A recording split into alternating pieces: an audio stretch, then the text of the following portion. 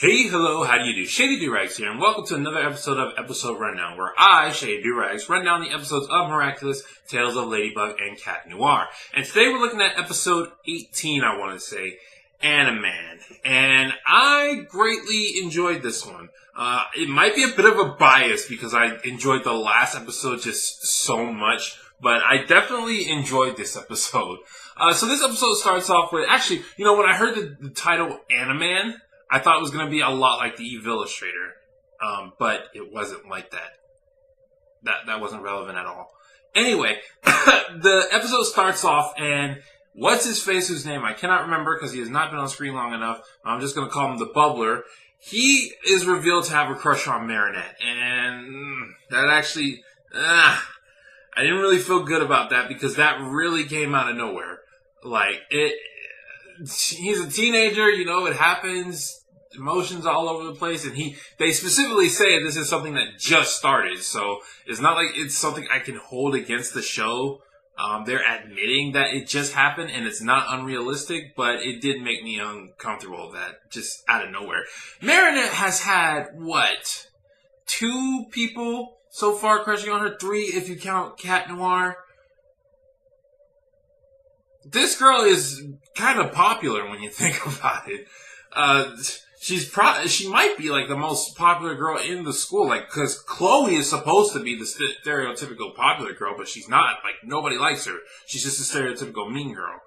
But anyway, it starts off with the Bubbler crushing on Marinette, and he wants to ask her out and tell her and whatnot, but he's ridiculously scared to do so.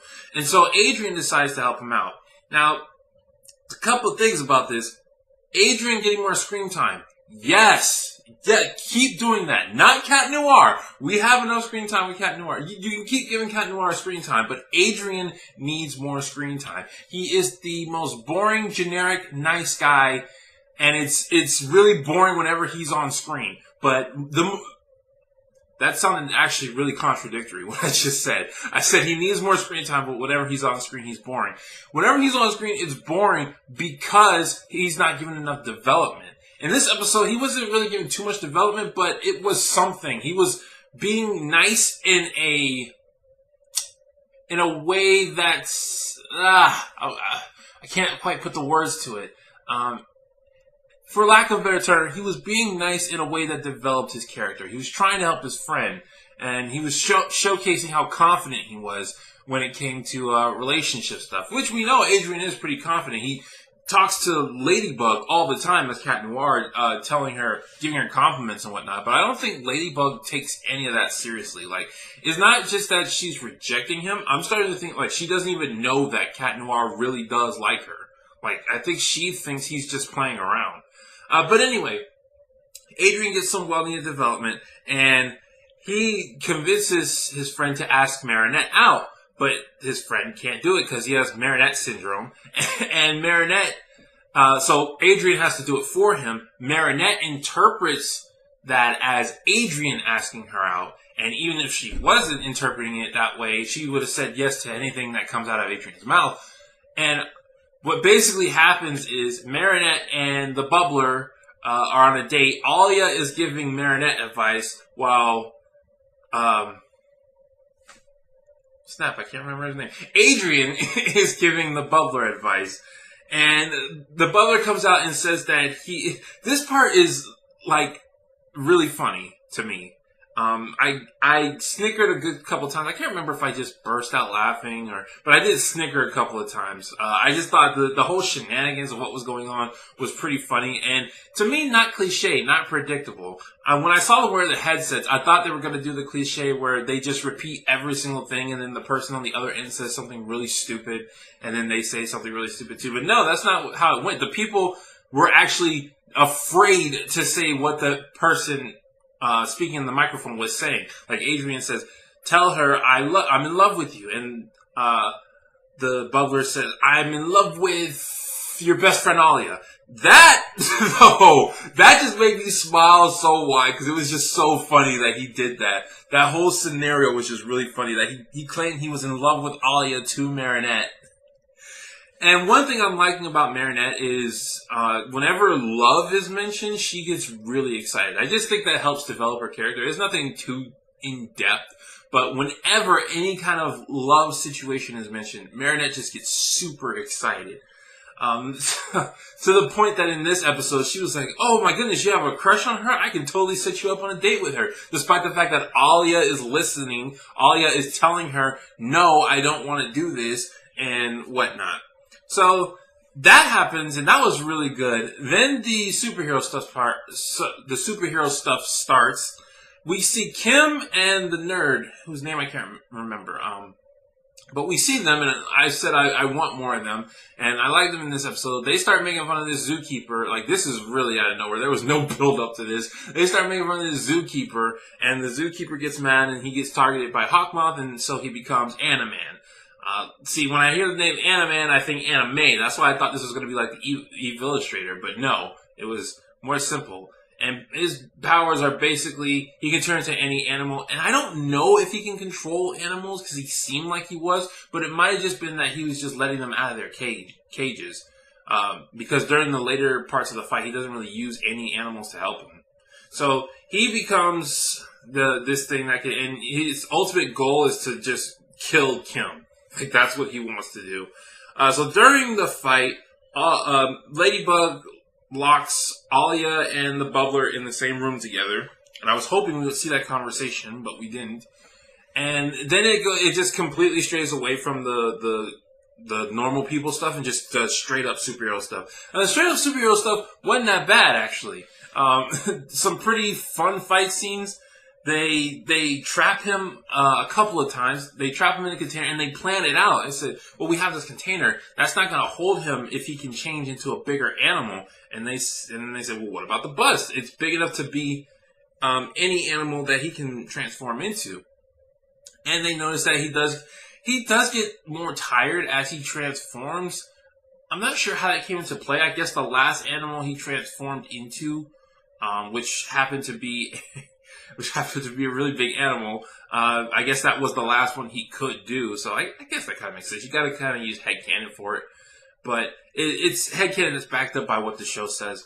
And then out of nowhere, the dude turns into a T-Rex. Like, that just shocked me. Oh, man, I did not see that coming, that whole T-Rex fiasco. Then Ladybug does her Lucky Charm, and it's a car jack. And she doesn't do the thing where she looks around and she plans it out. She didn't do that. Now, I have always complained about the Lucky Charm, but I will more so complain about consistency. Like, whenever she does the Lucky Charm, she looks around and figures out what to do. She didn't do that this time. Like, they caught the guy without the Lucky Charm, and then Marinette realized she needed it right quick, which I don't even think she needed it. She needed it so that the mouth would be preoccupied. So she jumped in the T-Rex's mouth and then used it to hold the mouth open. I don't think she needed to do that, because Cat Noir's pole can stretch. He could have just stretched it and broke the bracelet from there, or they could have just came from a different angle. If the guy truly couldn't transform again, then the mouth really wasn't that big of a problem. It felt like they tried to forcefully use the Lucky Charm, like they couldn't think of a way to intellectually use because even though I am upset that the Lucky Charm is a writer's convenience, they have still used it creatively. Like, it's not just as forward as you might think it is. So I was a little disappointed in that. I would like some consistency with the Lucky Charm, and I would like it to make sense in a way. I mean, it's not that it didn't make sense. Anyway, I'm rambling. I think you guys get it. I didn't like that part with the Lucky Charm. Nothing new with me.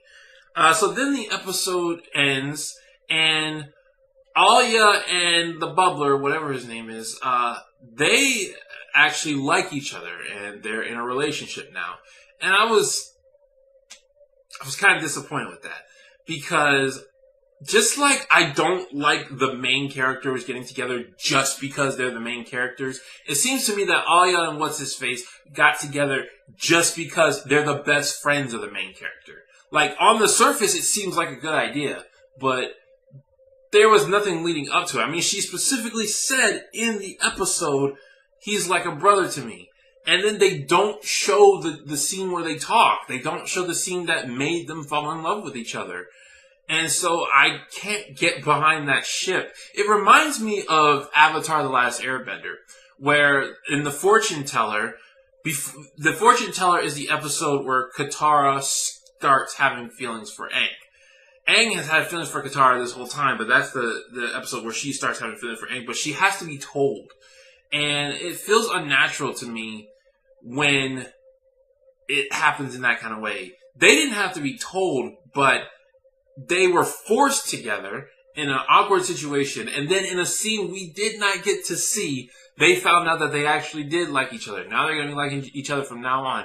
And apparently, What's-His-Face knows that Marinette likes Adrian. He said he knows that she likes a guy, and Alia was saying she didn't tell him who, but he was hinting that she did tell him who. So I'm not sure if they're going to do anything with that. But overall, I really did enjoy the episode. I thought it was really fun, especially the first half of it. The first half was really enjoyable, just made me laugh, made me smile a lot. The action parts weren't as good as the first part, but they were still good. There were still a lot of things to enjoy about them. The whole relationship thing of how it ended, like the whole last, I want to say 5 minutes, was a little bit disappointing, but not enough to make me like hate the episode or anything. I'd say overall, I just liked the episode. It was a good episode, and I hope to have more good episodes because I really like the last two, and I'm liking this one. So I'm actually really excited to see what the show offers in the future. So that's that, and I will see you guys next time for episode 18? I'm gonna say 18. This has been Shady Doorags. So long, farewell, I'd be to say.